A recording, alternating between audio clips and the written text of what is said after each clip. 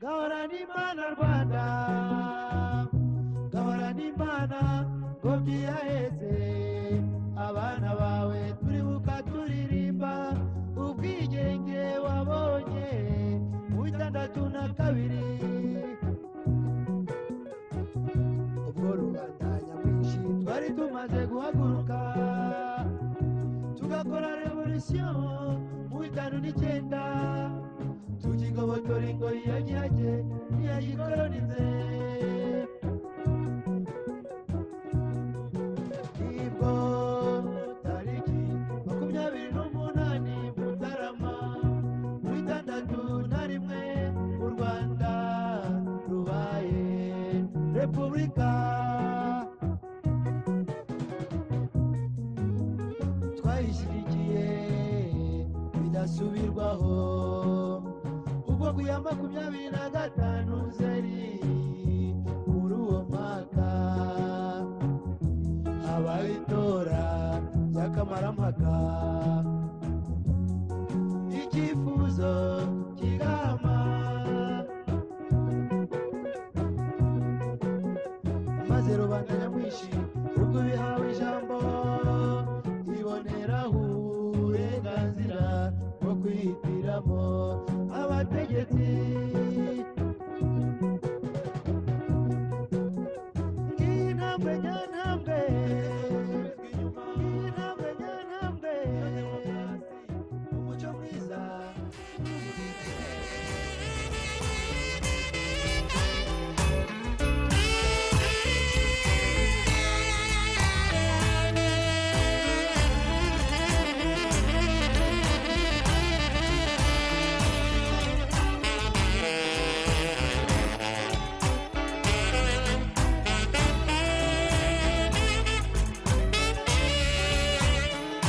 abakurikira ikondera libre ikondera ryigenga turabasuhuje cyane turabasuhuje mwebwe twahuye uyu munsi nabo twahuye ejo benshi mwibaza ku bijyanye n'ubwigenge tukaba rero uyu munsi twababoneye umutumirwa Padiri Athanase Mutarambirwa kuko twamugejejeho izo mpungenge bamwe bavuga bati ejo bwari ubwigenge hibuka imyaka 56 y'ubwigenge bw'u Rwanda bwo ku 62 bati ariko n'ubu musibo ejo bundi hakaba itariki ya 4 z'ukwezi kwa 7 bibukwa 94 aho n'ubundi abanyarwanda bavuga yuko bibohoye sinzi niba nabyo umuntu yabyita ubwigenge kubyo umuntu yibaza tese ubu Rwanda rumaze kugira ubwigenge bubiri nkagira ngo rero Padiri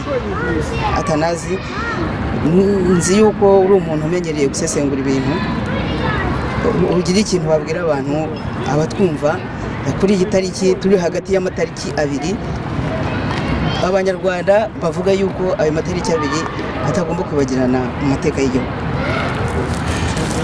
Mu by'ukuri ntabwo ari ubusesenguzi ariko nabwo bwazamo kuko ni ibitekerezo byanjye ndi buvuge mpereye ko nk'uko bivuze abantu bamwe bashaka kwitiranya amatariki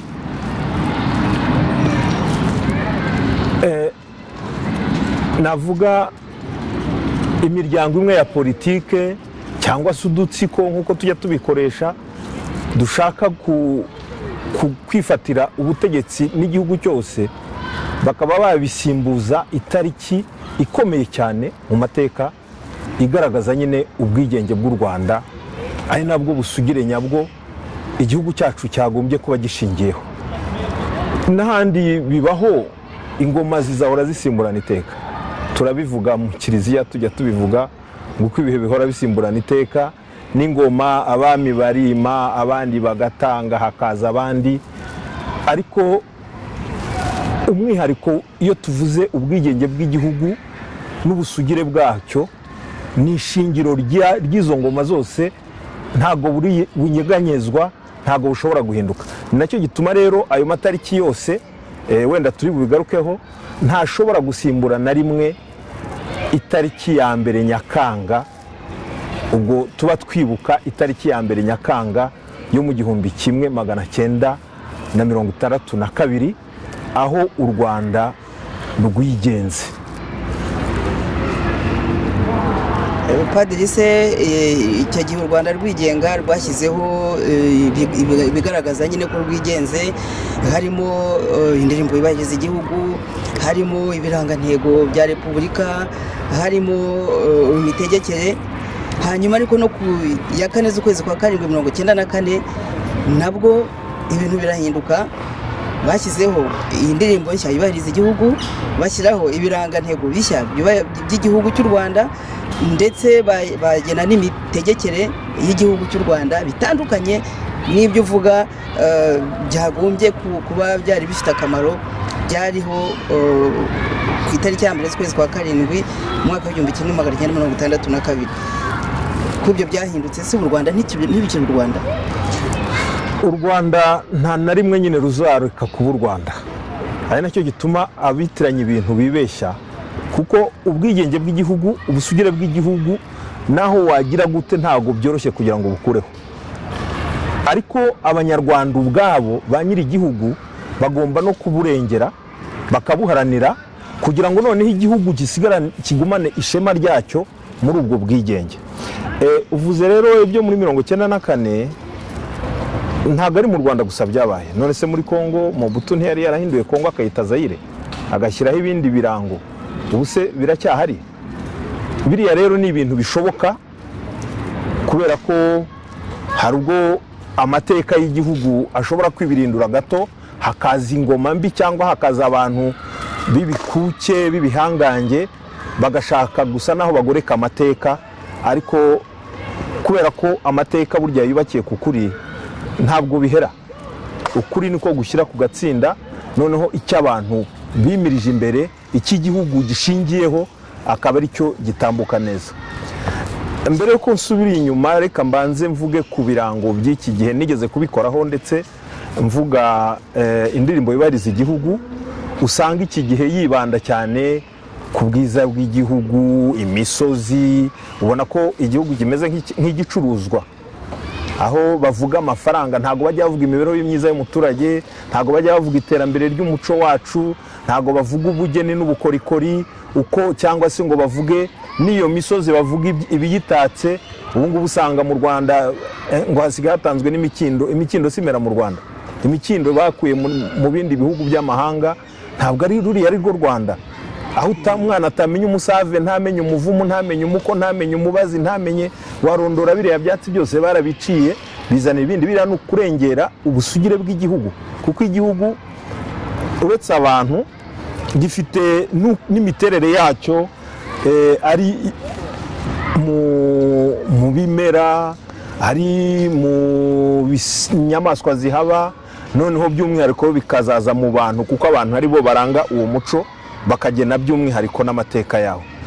Ibirango rero by'iki gihe, ubwo mvuye ku iyo ndirimbo yubahiriza igihugu, wenda ntabwo ari ukubaca mu ijambo, ariko mu byo muvuze biranga iyo abantu bagiye mu Rwanda babereka, harimo n'urwibutso rwa jenoside yo ku Gisozi. Sinzi niba nawe ibyo byajya mu biranga u Rwanda. Njyewe ntabwo mbibona kuriya. Urwibutso ni ngombwa ngo rubeho, ariko se rugomba kuba rumeze gute? Kuko ubwo nicyo nari ngiye guheraho njya kuvuga, ngiye ku ibendera riranga igihugu cyacu. Ibendera ry'iki gihe ubona rwose risibanganya amateka y'u Rwanda. Urebye andi mabendera y'ibihugu bindi, aba mu mabara yayo, mu birango byayo, abasobanura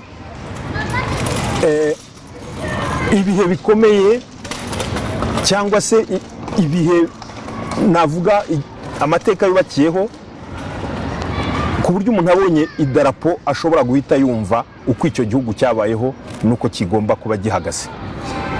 Usanga rero ibendera ry'iki gihe ari akantu kameze nk'umutako, akantu karyoheye amaso, ariko ubajije uti se biravuga amateka hehe, ukaba wayabona. None se ufashe urwibutso urwubatse hariya ushyizemo uduhanga tw'abantu, ariko mu ibendera rizagenda amahanga yose aho bahora barizamuye, ntubone ko harimo icyo kintu.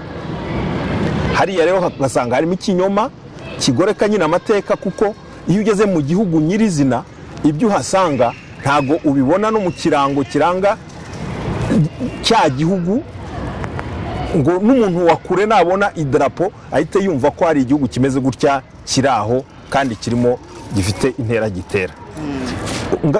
Nibanze gato rero kuri urwo rwibutso, oya reka nkubwire, none se hari umuntu n'umwe usuzuguraho yabitse umubiri wawe? Kandi ugomba kubika mu cyubahiro, bigatangira mu buzima busanzwe.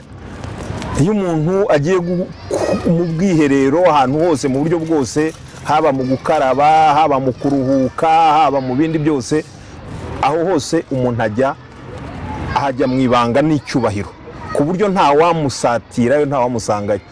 Iyo rero umuntu apfuye, uburyo bwumvikanyweho n'abantu buboneye ni uko umubiri we bawushyingura. Ni nacyo gituma bavuga gushyingura, bawushyingura ahantu abantu bashobora kuwubahiriza, ukaguma mu ibanga ryawo uko uba umeze icyo gihe, ariko kandi abantu bakaba batarengera ngo basuzugura ubuzima bw'uwo muntu. Umuntu rero mu Kinyarwanda bavuga ko imbwa batayishyingura bayimanika. None ufashe imibiri y'abantu urayimanitse mu tubati, njye mba mbona harimo gusuzugura no kwaka agaciro abantu bitabye Imana cyane. Noneho iyo uvuga jenoside ukabikabiriza, warangiza ugafata imibiri y'abazize jenoside ukayimanika, nibwira ko nta gaciro na kamwe muri wowe uha iyo jenoside, ntago uba ubabajwe cyane n'urupfu abantu bapfuye, ahubwo ugomba kuba wifitiye izindi mpamvu.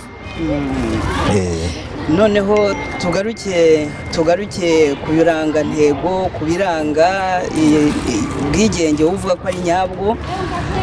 Hari n'abatibuka n'ibyo birangantego n'indirimbo bibariza igihugu. Iyo tariki wowe uvuga ko ari bwo bwigenge nyabwo bw'igihugu. Aho ngaho rero birashimishije kumbaza icyo kibazo.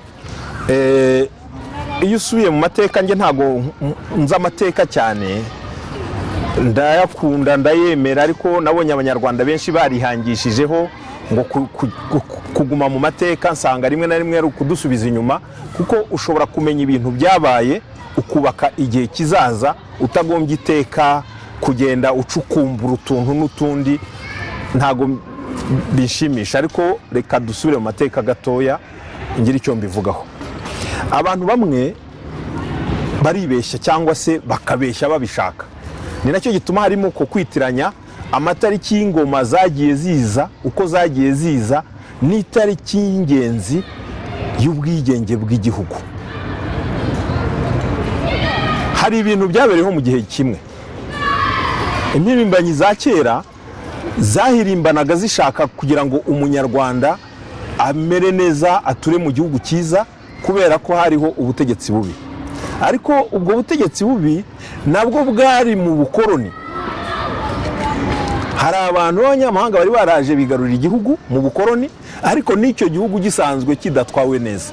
Impirimbanyi rero zaharaniye byose, ariko ndashaka kuvuga ko by'umwihariko ubwigenge bw'u Rwanda bwaharaniwe na bose, yewe n'ubwami bwashakaga ngo abo bazungu bagende bategeke, ariko wenda ubutegetsi bari bafite ntago babwumvikanagaho n'abaturage bari batwaye.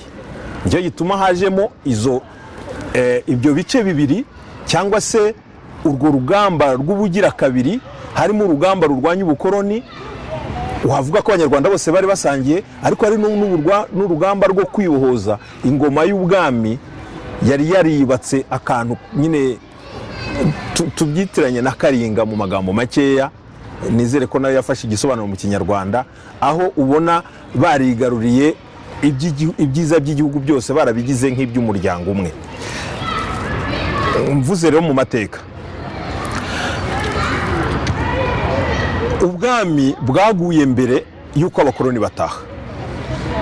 Ni ukuvuga ngo repubulika burya hari abantu bamwe baba barakaye, wavuga ngo ubwigenge bagahita bumva Kayibanda. Reka da, bitandukanye. Wenda uvuga uti Kayibanda ndamwangira ko yasimbuye ubwami, ariko yabusimbuye mbere kuva muri za 59 kuko uzi ko manifeste y'abahutu yatangiye muri 57 niho yanditswe, muri 59 niho hari kuri 28 z'ukwa mbere niho ubwami bwahirimye haza batangaza repubulika ku itariki 28 z'ukwa mbere. Nuko Kayibanda aza kuba perezida ku itariki 26 z'ukwa 10 muri 59. Ariko icyo gihe u Rwanda rwari rugikolonijwe. Abantu rero bamwe barabyitiranya. Urwo n'urugamba rumwe rwari rugiye ukwarwo, niba bashaka kwanga Kayibanda bamwangira ibyo, ariko nituza kugera ku bwigenge bw'igihugu abantu twumvikane. Ubwami bwashoboraga kugumaho kuko no mu nyizo ya mbere Kayibanda ntabwo yavugaga ngo ararwanya ubwami, uretse Gitera hari niwe waburwanyaga cyane avuga ati ngiye naba n'umwami. Ariko Kayibanda yashobora no kwemera ubwami bufite constitution, babwita ubwami constitutionnel, noneho hakabaho amategeko agenga abantu, abaturage bakareshya, abantu bose bakabona uburyo bajya imbere bagasangira igihugu bumva nta mususu nkuko bavugaga, kandi bashobora kuzamura igihugu kikazajya imbere atari uguhora mu bintu gusa bya kera byo gucinyiza abantu. Donc ubwami bwashoboraga kugumaho, ariko tugasaba ubwigenge bw'igihugu cyacu. Ubwami rero buvaho haza repubulika. Iyo repubulika rero yari ikeneye ubwigenge bw'igihugu cyacu, nibyo rero byabaye. Ese iyo repubulika ijyaho ubukoloni bukagumaho, twari kuvuga ubwigenge? Ntabwo byari gushoboka. Iyo tariki rero yabaye itariki ya mbere z'ukwa 7 muri 62 ni itariki ntakorwaho. Waba ukunda Kayibanda, waba ukunda ubwami, waba ukunda abahutu, waba ukunda abatutsi, waba ukunda abakiga cyangwa abanyenduga, birakureba niba ugendera mu ivangura iryo ushaka iryo ari ryose. Umunyarwanda uwo ari we wese ushaka gutura mu Rwanda rw'umunyarwanda, itariki ya mbere z'ukwezi kwa 7 muri 62 ni itariki ya twese, ni itariki y'u Rwanda, kandi iduha twebwe ubwacu gukemura ibibazo byacu. Kuko n'ubundi nano mahanga yandi yigiyenze hashize imyaka 200 nangahe, nabo ntago baragera ku mudendezo uhamye. Basa naho baturi imbere, hari ibyo badutoza mu nzira banyuze, ariko nabo ntago baragera mu ijuru. Barakishakashaka, bageraho bagashwana na demokarasi bavuga, babonye ko hakiri mu tuntu, hari ahubwo bashwana, hari ubwo bakora ibintu ntibikunde. Ibyo ntabwo ari cyo kibazo. Ariko natwe dufate ifatizo, dufate fondation yitwa ubwigenge bw'igihugu. Noneho tumenya aho igihugu cyacu giteye, tumenya aho igihugu cyacu gitangirira, tumenya aho kigarukira, tuvuge tuti ahangaha ni ahacu, tuhisanzure cyangwa tuharwanire ariko nk'abanyarwanda. Iyo tariki rero itandukanye na 28 z'ukwa mbere, igatandukana na 26 z'ukwa 10, ukana ni itariki ya 5 Nyakanga muri 73, igatandukana n'itariki ya 4 Nyakanga muri 94. Ubu ngubu ariyo none hisigaye ishaka no kuba yasubiza abanyarwanda mu rwobo rwa kuri, ku buryo na bya birango noneho nabyo byavuyeho. Habyarimana yigeze gukora ikosa nawe arengera uwo munsi w'ubwigenge, ariko ntibyatinze abona ko yibeshye, arongera bisubizaho. Ndabyibuka uzumva indirimbo z'impara abantu bahimbye, abantu barasubira kuri stade, abantu barongera baragira, ndetse navuga ngo abantu wenda barabyumva uko bashaka. Nibwira ko nako kana ariko katumye abantu bamwe bavuga bati Habyarimana nawe ntayoboye neza, reka turebe ukuntu twabihindura. Ubwo bwigenge butagaruka ngo umwana w'umunyarwanda yongera akanguke, wenda Habyarimana yo kwibera ku mugani umunyagitugu wamuhereza akazarunduka, wenda n'ubu nta uzi icyo byari gutanga. Ariko nibwira ko kuba yaragaragara ako kantu byongeye bigahireme umunyarwanda mu bwisanzure akaba yahangana.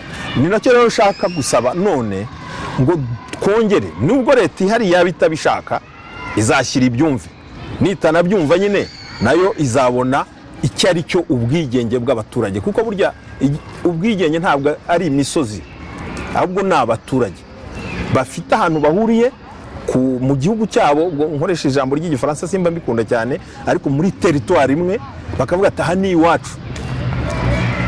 Ibyo bintu rero biri mu miterere y'umuntu, biri mu miterere y'ibiremwa.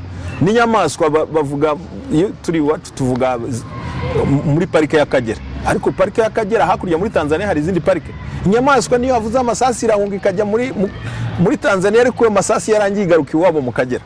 Icyo ni ikintu kiri mu bantu, ntago twagombye kujya impaka cyane. U Rwanda ni urwacu nkuko babiririmbye rero muri ya ndirimbo ibariza igihugu ya mbere, Gahutu Gatwa Gatutsi. Mu y'ubu ngubu sinzi niba babivuga barabihishe, ariko ntago turi inyamaswa, ariko igihugu cyacu nicyo Gahutu Gatwa na Gatutsi. Ya mateka bavuga ariyo cyangwa atariyo, twarahahuriye. Igihugu cyitwa u Rwanda, tukibayemo gutyo, tugomba kukibamo gutyo. Buri muntu wese akisanzura, buri muntu wese akumva ko gifite uruhare. Nta muntu n'umwe ugomba kuzamuka ngo akandagira undi, ngo akandamize undi. Aho ngaho rero ubwigenge nkaba mbuvuga cyane, ubwo nabivuze uyu munsi nabaye nk'ubabaye, kuko hari abantu twavuganye numva nabyo reka tubyite gupfobya ubwigenge bw'igihugu ni ikintu gikomeye. Numva birambabaje cyane, kuko ubwigenge bw'igihugu ni nabwo butanga ubwigenge bw'umuturage. Nabwo ngaruke wenda mu gifaransa, igihugu kitigenga ntago cyavuga liberté, ntago cyavuga respect de la dignité de la personne humaine, ntago cyavuga dignité, le respect des droits de l'homme, ntago cyavuga égalité, aho abantu kumva bareshya buri muntu akisanzura mu gihugu cye, akabaho nta mususu nkuko nanone babiririmbaga kera, akaba kandi afite uburenganzira bwo kwisanzura, gukora icyo ashaka mu gihugu cye, yizeye neza ko nawe yatera imbere. Ubwo bwigenge rero ni nabwo butanga ubutabera. Aho igihugu kidafite mu bwigenge bwacyo, haba hari ka gace kamwe twita agatsiko muri iki gihe, mu kindi gihe bigeze kwita akazu, mu kindi gihe bigeze kwita ubwironde bw'abanyenduga cyangwa iki. Iyo hariho ako karwi, iyo hariho ako gatsiko gasa naho kabangamiye uburenganzira bw'abandi, maze n'ubutabera ntibushoboke. Kubera ko ubutabera buva mu mategeko, amategeko akava muri rubanda, rubanda ikareba ikibakwiriye, bakaba bati iyo umuntu arenze aha aba yaturengereye, aba agiye kubangamira ubuzima bwacu, icyo gihe turamuhana cyangwa se tukamuhanura, yakumva ubuzima bugakomeza. Ariko iyo ari agatsiko nkako gaca iteka, nibwo wumva basigaye bica, bakica n'abavandimwe babo nta batanyuze no mu rubanza.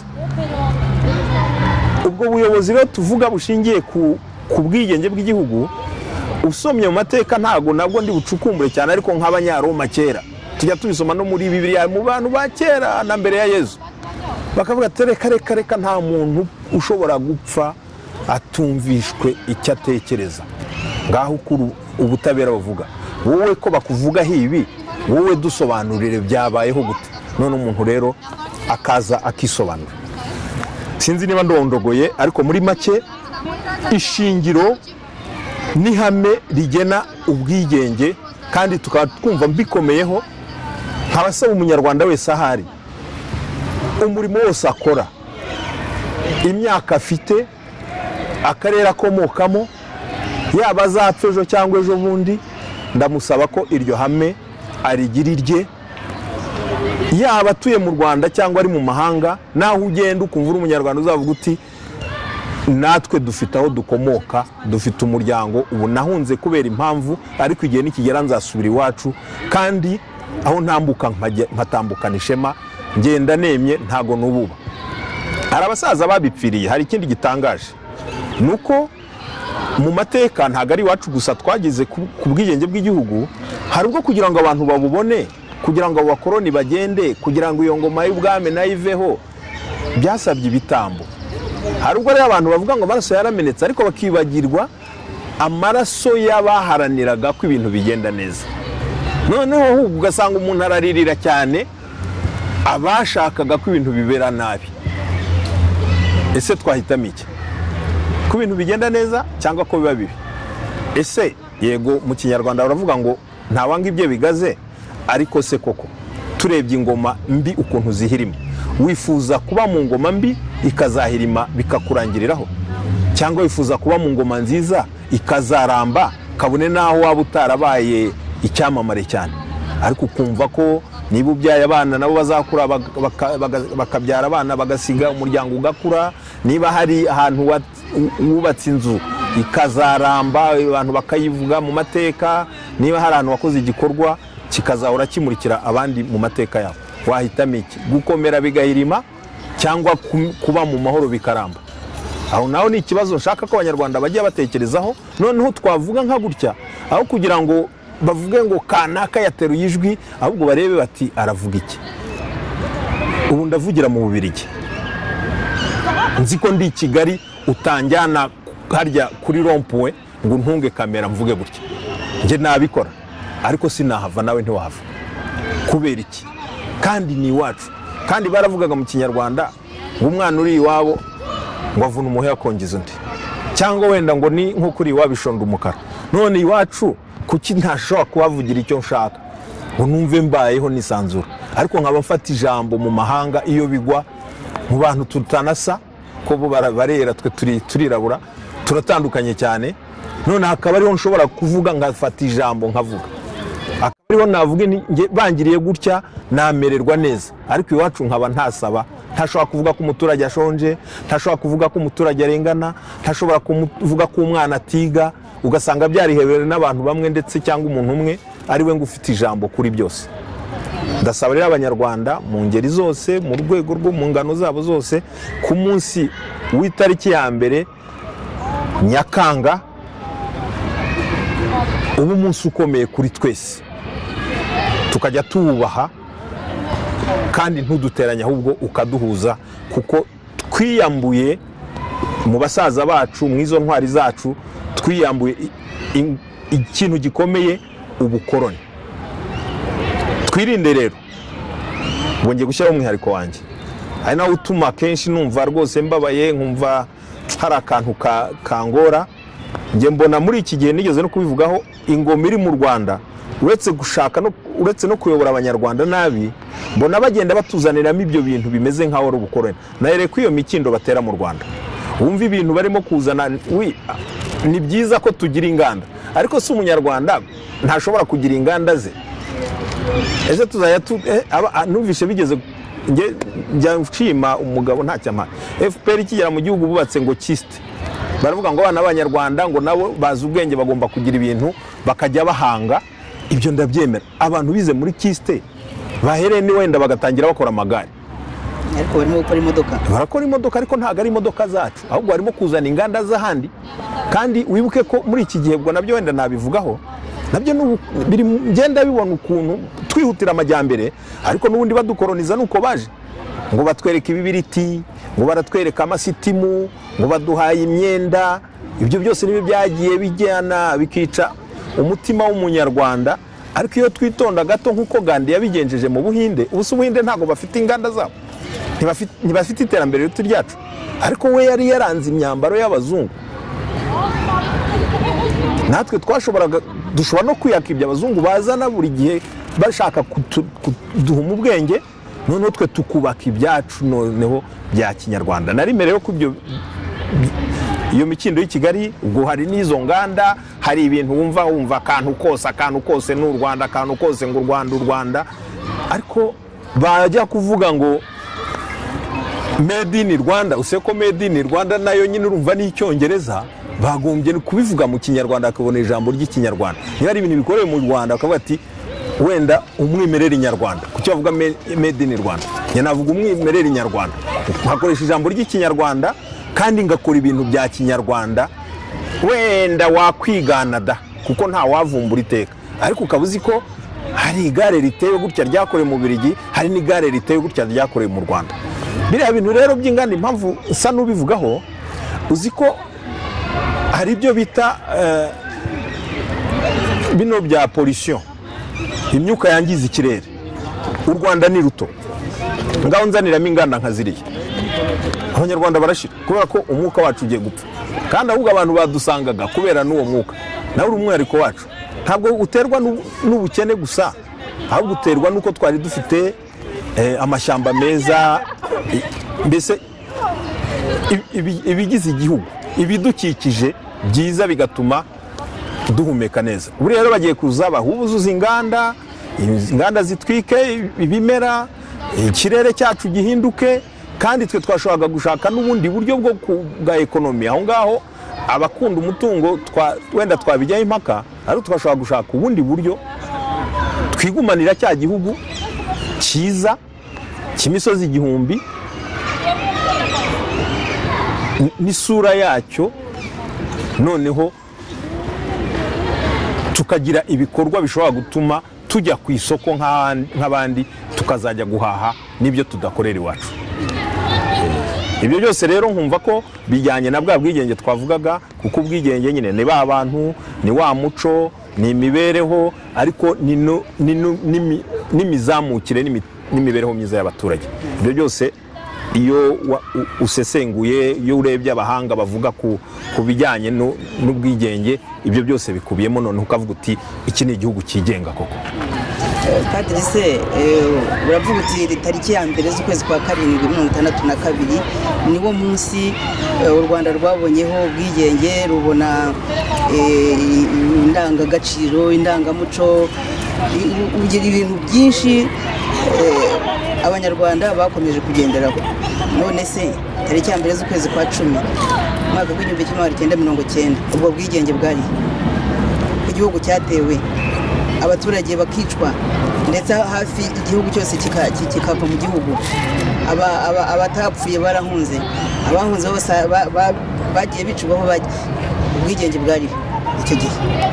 Ubwigenge ntago bubuza, nigeze kubivuga, ntago bubuza ko mu gihugu, kubera amateka y'abantu hari igihe ibihe bigenda nabi, ntibumvikane ku bintu. Rero batumvikanye ku bintu, birashobora ko habaho impinduramatwara. None se wasaba umwana ngo nakomeze yibuke iyo tariki, ni iki cyiza yayibukamo, ni iki cyamukomeza yayibuka? Uravuga iyihe? Ya mbere z'ukwa karindwi 1962. Nakubwiye ko ari ryo shingiro ry'igihugu, kuko twiyambuye umunyamahanga mbere na mbere. Bitandukanye nuko nakubwiye nti ushaka abyangire Kayibanda kuba yarahiritse ubwami, ibyo ni ikibazo cy'abanyarwanda hagati yabo. Ariko none hiriya yo iraremereye cyane ko twiyambuye umunyamahanga muri rusange. Ni ukuvuga iraduza nk'abanyarwanda. Nagiye nabitangira nkwereka ukuntu ubwami iyo bugumaho bukandamijwe n'umuzungu ntacyo byari kubumarira. Repubulika yiza igakandamizwa n'umuzungu ntacyo byari gutanga. Urabyumva? Iyo tariki rero ya mbere z'ukwa karindwi 1962 irasumba izindi zose. Ahubwo ngarutse ku itariki ya mbere z'ukwa 10 muri 1990, nabyo hambere nigeze kubivugaho. Nababajwe nuko ba bantu babaga mu ngoma ya kera baravuze ngo u Rwanda ntiruterwa, nibo baruteye bwa mbere. Niba barakinguriye n'abandi bakazarutera, urumva nibo bazaba ari banyebayazana. Ariko aho niho noneho n'abanyarwanda twaguye mu kwivuguruza, kuko nabo ni abanyarwanda nkuko bisigaye bivuga iki gihe, ngo naye ndi umunyarwanda. Ni ukuvuga hariya habaye ikintu kizadusaba mu minsi iri imbere kuzabigaruka, tukavuga ati se umuntu watangije ruriya rugamba ko yarengereye kuri kirazira nyarwanda agatera u Rwanda rudaterwa, mwumvishe ko amaherezo ari nabwo ngo hajeho ibya jenoside bavuga, imbarutso yaturutse byose mu buryo iyo ntambara yari ikozwe, bica umukuru w'igihugu. Ntago byashobokaga. Ubwo iyo tugenda tugenekereza, twashoboraga kubigarura mu kinyarwanda. Habayeho n'imishyikirano yarusha, ese imishyikirano yiba nibura ikubahirizwa, ubu ngubu ntago u Rwanda ruba rutengamaye. Ayo mafaranga bavuga ntibari bamaze kwemera menshi, hari n'uwari kuzayamara. Aho byapfiriye ni uwo mutima w'intambara. Ntabwo ari umutima wo gusaba uburenganzira, ntabwo ari umutima wo kwifuza ko igihugu kigenda neza, ahubwo ni wa mutima mubi wo kwikunda, ku buryo navuga ngo ndetse Kagame arwana biranagaragara, we ntabwo yashakaga, benshi barabivuga, ntabwo yaragamije mu by'ukuri gucyura abanyarwanda bagiye hanze cyangwa se guha uburenganzira abatutsi, ahubwo yaragamije ubutegetsi n'amafaranga. Ubu ngubu biragaragarira buri wese nta muntu wabica iruhande ngo avuge, kuko yabaharanira ngewe mu mbabarire mbona yuko ibyo byose Kagame ari mu banyuma bayoboye igihugu. Kayibanda nawe hari ibyo atakoze neza byaramunaniye birahirima, Habyarimana nawe byaramunaniye birahirima, ari ibyo atakoze neza, ariko ngiyo ndebe iby'iki gihe nkareba n'icyo gihe cyahise, ngiye gutanga imyanya Kagame yaba ari uwa nyuma, sinzi uwaba uwa mbere n'uwa kabiri, ariko Kagame ni uwa nyuma. Ku buryo rero mvuga inti iyo tariki ya mbere z'ukwa 10 muri 90 twapfa kuyumva kubera ko hari abanyarwanda bari barimo barira bavuga bati natwe dusubizwe uburenganzira bwacu, ariko icyo yatubyariye ntabwo twakishimira cyane, nubwo nayo ikwiye kubaho, kuko niba hari umunyarwanda rero yarahiriza iwabo agataha, nge ibyo ngibyo nabyandika nkavuga inti kandi koko turabazi tutari kuzigera tumenya, harimo ab'abagabo harimo n'abimbwa, ariko nibura iyo ntambwe twarayiteye. Padiri se muri icyo gihe cy'ubwigenge kandi rero n'ubu ngubu hari abandi banyarwanda bari hanze nabo bashoboye bakora uko bashoboye bagasubira iwabo, nge nabyo nabiha amanota uko bashoboye bakinjira yewe bagataha iwabo, ariko noneho nabo ntibazagende kugira ngo bice abandi, ntibazagende ngo basahura abandi, bazagende batashye, ntibazajye ubu ngubu ejo bazaba bavuga ngo twafashe igihugu, oya abandi nababwira ngo muzatahe, bishima bavuga ati twatashye iwacu, ariko ntibakishima bavuga ngo twafashe igihugu. Padiri se muri iyi minsi mu gihe tuvuga ubwigenge hari umupadiri w'umunyamahanga wamenyekanye cyane mu Rwanda witwaga Musenyeri Perodin. Muri iyi minsi ibinyamakuru byo mu Rwanda byaramwambaye ko ngo yaba ari mu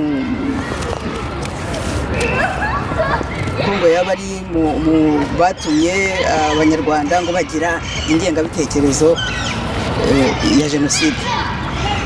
Yego, nawe rero uri mu bihaye Imana, wenda icyo gihe wari muto, ariko mu byo mwize n'ibyo wakurikiye uwo Padiri uwo Perode, koko ibyo bamuvuga haba harimo ibizima biri byo ni ukumubeshyera. ngewe icyo gihe ntabwo nari ndiho, nari ntaravuka, ariko ntabwo kuba ntari naravuka navuga ko impa uburenganzira bwo kutamenya ibyabaye, kuko narize nzi gusoma no kwandika, usibe ko bitanagoye twebwe. Erega biriya byinshi tuvuga hari n'abantu bari bahari, detemoye oculaire, ngewe buriya mba numva tujya n'impaka zitari ngombwa, hari abantu bari bahahagaze, none umuntu akavika ntarangiye akaza akavuga ibintu abari bahahagaze bahari. Nese nka Simaragde ari nawe wasimbuye Perode muri iki gihe, yicaye ku ntebe ye, buriya se n'umwana aravuga ibintu azi, uwo muntu barabanye, niwe wamuhaye ubupadiri, niwe wamureze, barabanye, ni umututsi, none ariko amuvuga hari abandi batamuvuga gutyo. Ubuse twizere nde, twemere nde, tugende? Urumva ibivugwa rero muri iki gihe nge mbona harimo amarangamutima, ndetse bikampa uburenganzira ubwo ngubwo bwo guhamya ko Perode bamubeshyera kubera impamvu za politike, bagira gusa ngo babone uko batwara abaturage babarangaze mu bintu, kuko burya Kiliziya idufasha nako ni ukwemera gufasha umuntu mu kujijuka no kubona ibintu neza. Urumva rero buriyo basebya hano bagira ngo bave mu uko kwemera kwabo, noneho bigumire mu icuraburindi nyine rya kimuntu yo guharanira iby'isi, umuntu akajya guhakwa kugira ngo nawe atunge. Ariko ubundi ivanjisi itwigisha guca bugufi no gushishoza, ukaba umukene ariko ukaba umugabo. Rero numva ari cyo bagamije kugira ngo batware abantu bababeshye gusa. Perode ntago yari umugome byo kugeza aho ngaho. Iyo baruwa nigeze kuyumva, narigeze no kwicishamo amaso, nibura abantu bigeze kuyivugaho, yavugaga ku rukundo, kuko icyo gihe nibyo nakubwiye, mu ngoma ya kera buriya ubwami bwari bunaniwe. Rega birashoboka ko mu ntango simbizi bwaba bwarabayeho, niba bwarabaye imyaka 100 n'abantu babwihanganira, ariko haraho byageze birananirana, bifite impamvu, bifite n'imvano. Ubwo rero hari hamaze kugaragara ubwikanyize burenze, ku buryo icyo gihe nk'umuvugabutumwa yagombaga kugira ubutumwa atanga kugira ngo abantu bongere bagaruke barebe igikwiye kandi bahindura ibintu. yaba rero yaravuze ku rukundo, natwe turabiririmba gutya ngo ahari urukundo n'umubano Imana ibihari. Nawe yavuze ko urukundo ruruta byose ngo super umuni ya Caritas. Mu rukundo rero nta kindi numva umuntu yavuga, naho hari uwabyumva nabi akabitwara intambike, ariko ntago mpamya ko Perode yaragamije nabi ku banyarwanda. Kuko no muri urwo rwego usanga hari amakuru atambuka nyine asaba ko Kiliziya Gatolika ubwayo yasaba imbabazi uruhare rwayo mu byabaye mu Rwanda muri ngengabitekerezo ya Jenoside. Nawe kandi uri umwe muri bo mu bihaye Imana witeguye kujya gusaba imbabazi. Ariko mbanze ngaruke nyuma gato, ngiye rimwe na rimwe hari ubwo numva harimo n'akantu kameze nk'ubujiji. Yivuga ngo Kiliziya Gatolika se wavuga ngo ninde se? None se kuki u Rwanda rutasabye imbabazi? U Rwanda zibwo urumva? Noneho biriya mpamvu n'uwitwa perezida w'u Rwanda ntarasaba imbabazi. None ngo u Rwanda rusaba imbabazi, u Rwanda ubwarwo ninde wamenye urubaza nde? Noneho uwitwa perezida ntaruvugire. Papa we yaravuze ati, nk'uhagarariye Kiliziya yaravuze ati rwose Imana itubabarire niba hari abantu ba Kiliziya bicanye, Imana itubabarire. Ariko se ubu wamenya ngo aravuga nde ko abamuzi ababazi ari bo bazabibariza? Baravuze ati niba hari umupadiri, niba hari umukristo wakoze icyaha, muramuzi muzabimubaze ku giti cye. Mbegero kuri urwo rwego mba numva harimo ubujiji cyangwa se gushaka imvugo zivugitse neza nabwo kugira ngo urangaze abantu, ariko cyane cyane abadasobanukirwa. Abadasobanukiwe ni wabwira iyo mvugo ukabahuma amaso, ntibabe bakimenya icyo bagomba gukora. Naho ubundi ku bwanjye nge nakosheje nasaba imbabazi, ariko ngira ngo muri biriya bihe numva nta makosa nagombye kuba mbazwa. Tugaruke ku cyaduteranije uyu munsi ndetse n'icyo mwifuza kuba mwabwira intama z'Imana abatwumva baba bakurikira kijyanye n'ubwigenge, kuko turimo kurangiza ikiganiro, mukaba mwabwira nk'abakiri bato babyiruka icyo bagomba kwitaho, impamvu nyamukuru bagomba gukomeza kwibuka iyo tariki. Ese iyo tariki bayigenze bate? Ni iki bagomba gukora kugira ngo nyine iyo tariki n'ibiranga ntego byayo bye kwibagirana? Ariko urebye nagiye mbivuga mu kiganiro, iriya tariki ni itariki ku bwanjye tuvuze mu bijyanye n'ubwigenge bw'igihugu, ni itariki isumba izindi zose. Kuko ibindi ni ukugenekereza abantu bavuga batese igihugu cyacu kiriho twagitunganya gute kugira ngo noneho bwa bwigenge bw'igihugu buriya bugere kuri buri muntu wese. Aho ngaho niho za ngoma zigomba kureba abafata ubutegetsi. Ari nacyo gituma ngewe numva hari abantu bavuga ngo ntago bajya muri politike. Ndasaba abumva batafatamo imyanya, ahubwo noneho kuyikora muri iki gihe kugira ngo dutegure ubutegetsi bwiza buzaza. Naho ubundi nibikorwa nigeze nabwo kubivugaho, ariko niganaga umugabo witwa Martin Luther King yaravuze ati se amateka agirwa n'abantu, none ndareba mwayahariye abinda nini abagome, niba bari bo bajyana amateka bazatujyana hehe? Bazatujyana habi. Nabitwa ko ari beza, noneho babandi bumva batarenganya abandi nibaze dukora amateka y'igihugu cyacu tugitereka ahantu heza, wenda abo ngabo niba nagifata ntago bizabasaba igihe cyane kugira ngo bongere bagisubize habi. Iyo tariki rero ndagira ngo ibishingiro ry'umunyarwanda wese w'ukuri, w'umugabo w'inyangamugayo, ukunda u Rwanda, ukunda igihugu cye kandi ukunda n'abaturage bacyo kurusha uko akunda ibintu. Wa munyarwanda utari gisahiranda, utari mpemuke ndamuke, wumva ko buri munyarwanda yagombye kunezerwa ahari hose. Tugahaguruka rero dushingiye ku byabaye kuri iyo tariki, noneho za ndangagaciro z'umunyarwanda z'abanyarwanda zikaturanga kandi tukagerageza kuzitoza n'abandi.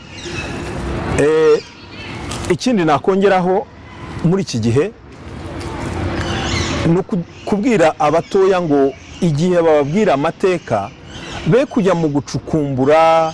Hari abantu bajya mu mateka bagasubira mu tuntu duto cyane. Oya, niba ushaka kuba umunyamateka, historien, genda, ariko wibuke ko hari n'ibindi. Ubu nk'ibihugu batanze kujya imbere bo bazi gutandukanya. Noneho twebwe iwacu umuntu arahaguruka ngo agiye kuvuga ibya politike yangiza akajya kuvuga amateka, wajya kumva umusirikare ngo niwe wajyanye abantu mu ngano ngo arababwira amateka, ugasanga ibintu byarivanze.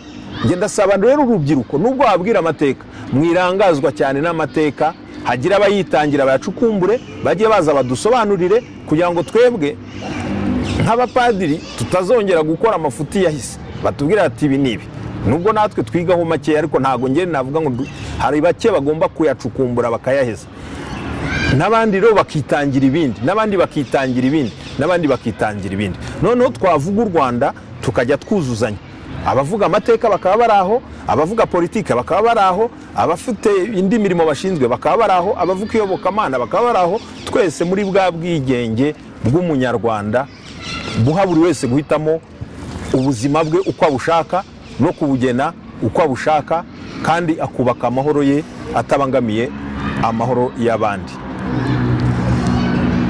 Murakoze padiri. Ubu se murizera ko wa muntu mwahuye akababwira ko iriya tariki ya mbere Nyakanga 62 atayemera, murumva nakurikira ibiganiro, nakurikira mutubwiye noneho ari buyemere? Ntago navuga ngo arayemera, ariko nibwira ko wenda tutabonye umwanya wo kunabisubiramo ngo yumve ishingiro ry'ubwigenge cyane, ariko dufite umwanya ni inzira yo kugira ngo azasubiza agatima impembero, atandukanye ibyo gusimburana kw'abategetsi n'ubwigenge bw'igihugu. Aha ngaha ndabisubiramo, byari kumara iki y'ubwami bugumaho abakoroni bakatuguma hejuru? Byari kutumarira iki ko repubulika yagiyeho abakoroni bagihari iyo bahaguma? Byari kumarira iki iyo repubulika? Abantu rero bumve ko ubwigenge ku itariki ya mbere z'ukwa karindwi 1962 ntabwo aribwo bwagombye guteranya abanyarwanda, cyangwa nta nubwo aribwo bwateye isimburana ry'ingoma. Isimburana ry'ingoma bwatewe n'imiterere y'abantu, uko bisanzwe igihugu kigomba guhora kijya imbere. Erega n'ubu ngubu Kagame ejo bundi azavaho, ariko n'ingoma izajyaho nayo izavaho, wenda muri demokarasi cyangwa mu bundi buryo, ariko nayo izavaho. Abanyarwanda ibyo babimenyere, babigire ni nko gukura, maturite. Iyo maturite bayigire, bumve ko ingoma zisimburana iteka.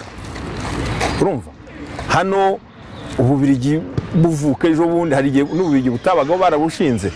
Urumva amateka y'abantu arasimburana, ariko ikibi ni cya kindi kiza gishaka gukandamiza umwe ngo undi amugende hejuru. Icyo ngicyo cyo mureke tuzahure tukirwanya, naho ubundi ingoma zizahora zisimburana. Ahabaye amakosa rero naho muri ya mateka tuharebe, ariko turebe n'ibyo yari bigamijwe n'aho makosa yabaye, noneho tugerageze kubihuza. None se ubu ngubu ugira ngo ngewe natinda cyane muri 1994? Oya, ubu ngenda reba mu 2018 niho tugeze. Kubera iki umuntu waje yitwaye kuriya ngo muri 1994 avuga ibintu byahe n'ibyahehe ngo niwe ngo muntu w'icyatwa ngo niwe uhagaritse jenoside, ubu ngubu yaba ari materi ikintu kijya kumera nkabyo?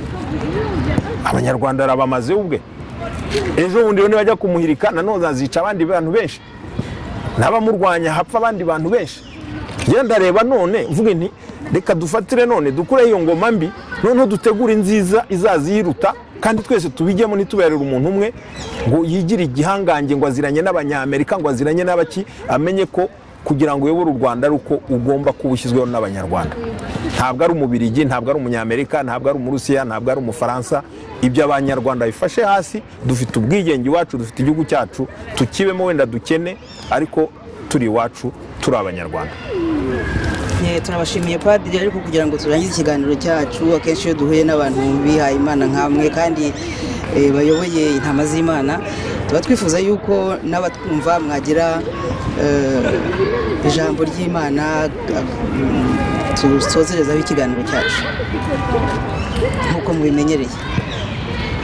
Buriya rero nge ijambo ry'Imana abantu bamwe bavuga wenda bashaka kuvuga ibyo muri Bibiliya simbizi, ariko ukurikije ukuntu ba Eliya bajyaga kwamagana bariya bami ba Isiraheli babwira ati se mwebwe bati nimudakurikiza Imana, nimutumva amateka y'Imana ati muzagubwaho n'ibyago. Ba Nabukodonozoro bakaza bakabatera bakigarurira imijyi yabo bagasenya insengero zabo. Njye mba numva niyo uteruye ukavuga ukuri nk'uko ni ijambo ry'Imana. Noneho hari abandi bahanuzi bagiye baza ba Mosi nabo baravuga ati nyamuneka amaherezo rero kubaha Imana gukurikira Imana no kubaho muri bwa butabera no kwirinda kurenganya abakene gukandagira abakene no kutabangamira umupfakazi ntiwirengagize imfubyi. Ni ibyo ngibyo ijambo ry'Imana nitujya muri Bibiliya ndakubwira ngo tugire urukundo bavandimwe tubane kivandimwe kuko twese twaremwe n'Imana imwe turareshya. Kuba umuntu yarabaye muremure ntumbaze iyo byavuye ariko byavuye mu maboko y'Imana. Kuba umuntu yarabaye mugufi byavuye mu maboko y'Imana. Kuba hari umuntu wageze mu Rwanda mbere ataragira uburyo bumwe na bumwe akiturira mu ishyamba akitwa umutwa ibyo byavuye mu maboko y'Imana. Kuba hari uwaje ahinga akitwa umuhutu byavuye mu maboko y'Imana. Kuba hari undi waje worora byavuye mu maboko y'Imana. Kuba hari igihe bahuje bose bakabana njye numva aricyo kiruta ikindi ariko nabyo byavuye mu maboko y'Imana. Ibyo nibyo twakopera. Ese kuki twasubiye inyuma? Wari wahaye undi nka akajya kuyimunyaga, uwahingaga akajya kubangamira uba mu ishyamba. Aho ngaho niho hari ikibazo. Byose byagiye bikorwa n'Imana, twazanywe n'Imana mu Rwanda rumwe, twaremwe n'Imana imwe. Nabwira abanyarwanda mu ijambo ry'Imana ryitwa urukundo ngo nimureke tubane dukundane tworoherane duturane dusangire ibyiza Imana yaduhaye muri kiriya gihugu cyitwa u Rwanda. Murakoze. Murakoze turabashimira.